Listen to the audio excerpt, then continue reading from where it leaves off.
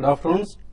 Smart investor కు స్వాగతం. సెన్సెక్స్ 98 పాయింట్లు, నిఫ్టీ 20 పాయింట్ల లాభంతో ట్రేడ్ అవుతున్నాయి. కన్సాలిడేషన్ ధోరణిలో ట్రేడింగ్ కొనసాగుతోంది. అండ్ ఒక సాధారణ స్కూల్ టీచర్ కుమారుడు India's second most valuable IT company Infosys technologies కు ఎండీ అండ్ సీఈఓగా నియమితులయ్యారు.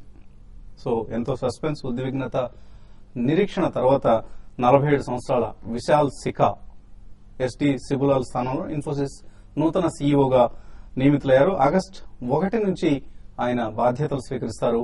కొద్దిసేపు క్రితం Vishal Sikka Infosys board of directors తో కలిసి ప్రెస్ కాన్ఫరెన్స్ లో పాల్గొన్నారు. సో విశాల్ సిఖా తన నూతన బాధ్యతల గురించి ఏమంటున్నారో ఒకసారి చూద్దాం. ఇప్పుడు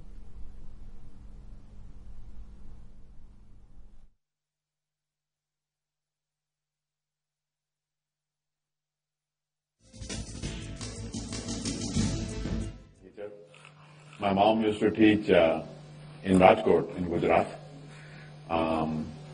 and the son of a railway engineer, also in Gujarat. Even though now I am a citizen of the US, it is a matter of great pride to be here in this company. When the board, when Mr. Kamath and Mr. Murthy asked me to become the next leader of Infosys, I think it is fair to say that it was a matter of tremendous pride and honor to accept that, to be the leader of an iconic company, a company that has been built by pioneers, many of whom are here in the room right now, and has put India on the map of the digital world. It's a matter of tremendous pride and real privilege. So I am very happy, humbled and privileged to take on this responsibility. Having lived my entire adult life in this world of software, I think the unique opportunity that I see is that the world around us is basically becoming reshaped and completely transformed by software, by digital technology, by computing. And the position that we have had over the last 3 decades at Infosys. So ఒక సందిగ్ధతకు తెరపడింది, ఒక suspense వీడింది. Infosys Technologies, India second most valuable IT company Infosys Technologies కొత్త సీఈఓగా ఎవరు వస్తారన్న ఊహాగానాలు చాలా రోజుల నుంచి మార్కెట్లో వెంటాడుతున్నాయి. కంపెనీ స్టాక్ ప్రైస్ కూడా ఈ సస్పెన్స్ కారణంగానే కొంత కిందకి దిగొచ్చిన సంగతి మనం చూసాం. సో ఇకపై విశాల్ సిఖా నేతృత్వంలో ఇన్ఫోసిస్ తిరిగి తన పూర్వ వైభవాన్ని సంతరించుకుంటుందని, అగ్రెసివ్ గా బిజినెస్ డెవలప్ చేస్తుందని ఇన్వెస్టర్స్ రిటర్న్స్ ఇస్తుందని ఆశిద్దాం. ఇక మార్కెట్స్ విషయానికి వస్తే ఉదయం నుంచి కూడా కొంత కన్సాలిడేషన్ ధోరణిలో ట్రేడ్ అవుతున్నాయి both Sensex and Nifty. Nifty gainers losers list ఒకసారి చూస్తే హిందాల్కో టాప్ గెయినర్ గా ఉంది, 3.6% పెరిగింది.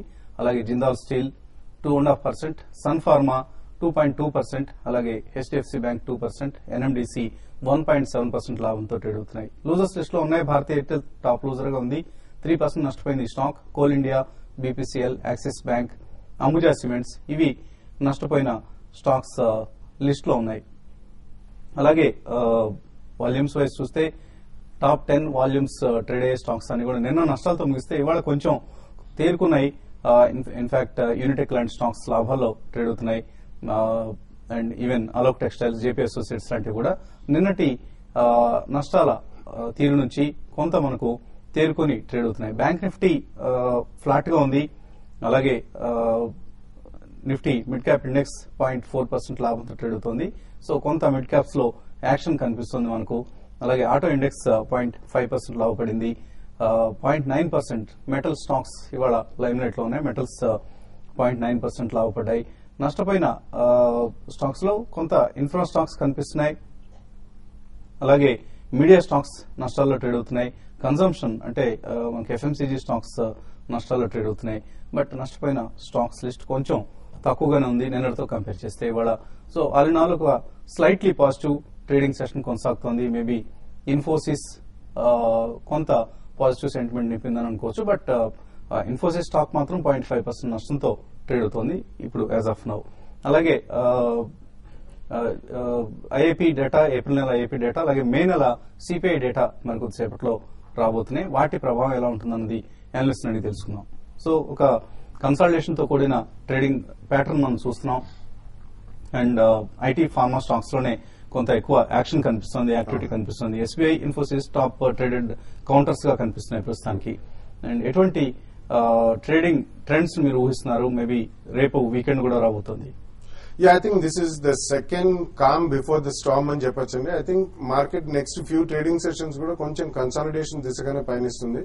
Maybe about 150 to 200 points range on the Nifty out from 77 or 77.50 maximum ఒకవేళ వెళ్ళినా కానీ. But just before the budget presentation again there can be some fireworks. ఎందుకంటే ఈసారి బడ్జెట్ కూడా అంత హార్ష్ గా లేకపోయినా కానీ they will take some very strong measures which the market will like. కాబట్టి ముందరే మనకి కొద్దిగా మళ్ళీ బిల్డప్ అనేది ఉంటుందండి. కానీ నెక్స్ట్ ఫ్యూ ట్రేడింగ్ సెషన్స్ మాత్రం barring some sectoral churning I think market లో కొద్దిగా కన్సాలిడేషన్ టైమ్ వైజ్ మాత్రం కొద్దిగా ఎక్కువనే జరిగే అవకాశాలు కనిపిస్తున్నాయండి. ఎందుకంటే మనకి FI activity or domestic institutions activity కూడా రిలేటివ్లీ కొద్దిగా తగ్గింది. అండ్ వాళ్ళు సెల్లింగ్ మోడ్ లోనే ఉన్నారు. ఎక్కువ పర్చేజెస్ లాస్ట్ 2 or 3 days లో చేయలేదు. So this clearly shows that this is the second calm before the storm అని చెప్పొచ్చు. అండ్ మనకి నెక్స్ట్ బడ్జెట్ అనేది first week or 10th July around 10th July ఉంటుంది. That will also coincide with the first quarter results, మనకి మళ్ళీ June quarter results కూడా. So I think next few trading sessions consolidation and lull ఉండి after that activity levels will pick up అని అనుకుంటున్నాను, both in front line as well as mid and small cap stocks. So high beta నిన్న మొన్న బాగా week గా కనిపించాయి మనకు. ఇవాళ కొంచెం మిక్స్డ్ ట్రెండ్ కనిపిస్తుంది, పర్లేదు అన్నట్లుగా కనిపిస్తున్నాయి. For instance metal counters even delta Corp లాంటి వాటిలో కూడా కొంత బయింగ్ చూస్తున్నాం. ఇది షార్ట్ కవరింగ్ అనుకోవచ్చా, లేకపోతే మళ్ళీ బయింగ్ ఏదైనా స్టార్ట్ అయిందని అనుకోవచ్చా? యాక్చువల్లీ హైబీటా స్టాక్స్ లో కనుక చూస్తే మనకి ఎవ్రీ 3 to 5% లెవెల్ ఎక్కడైతే అప్ అవుతుందో అక్కడ ఫిజిల్ అవుట్ అయిపోవడం చూస్తున్నాం గత 4-5 రోజులుగా. సో డెల్టా కాప్ ఇలాంటి స్టాక్స్ కూడా 98 రావటం, 105, 107 వెళ్ళటం, అగైన్ క్లోజింగ్ లో 100 రావటం. అంటే బేసికలీ చార్ట్స్ ప్రకారం చూస్తే కనుక డిస్ట్రిబ్యూషన్ ప్యాటర్న్ అనిపిస్తుంది as of now. Probably I think we are still in the range, like Nifty ఏదైతే మనం చూస్తున్నామో అలానే రేంజ్ లో ఉంటుంది. ప్రాబ్లీ ఇట్లాంటివన్నీ మేబీ 7 to 8% అప్ క్లోజ్ అవుతే గానీ I think next further up move కి ఛాన్స్ అయితే కనిపించలేదు. అదేవిధంగా నిఫ్టీ కనుక చూస్తే లాస్ట్ 4 days గా మనం గమనిస్తున్నాం 7600 below. I think there is lot of buying కనిపిస్తుంది మనకి. Probably half an hour or 1 hour it staying below 7600. And గత 3 రోజులుగా చూస్తే కనుక 75-80 దగ్గర ఒక గట్టి మద్దతు కనిపిస్తుంది. So probably any dip pull back చాలా ఫాస్ట్ గా వస్తుంది. So probably I think market is moving nowhere అని చెప్పొచ్చు ఈ స్టేజ్ లో. ఐ థింక్ 7720 ఆర్ 7560 ఈ 2 లెవెల్స్ కనుక బ్రీచ్ అవుతేనే ఒక పెద్ద అప్ మూవ్ వచ్చే ఛాన్స్ ఉంది. ఒకవేళ రేపు వీకెండ్ వీక్లీ చార్ట్స్ ప్రకారం 7560 బిలో కనుక క్లోజ్ అవుతే Nifty, chances are that it will come another 100 to 150 points కిందకు వచ్చే ఛాన్స్ ఉంది. బికాస్ మనం చూస్తున్నాం 20-day మూవింగ్ యావరేజ్ ఉందో అది 7396 దగ్గర ఉంది.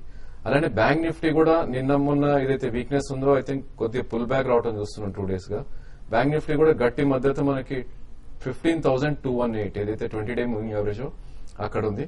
But definitely every dip is a by అని చెప్పొచ్చు till Nifty closes below 7560 and bank Nifty closes below 15,218. So traders ఏం చేయాలి?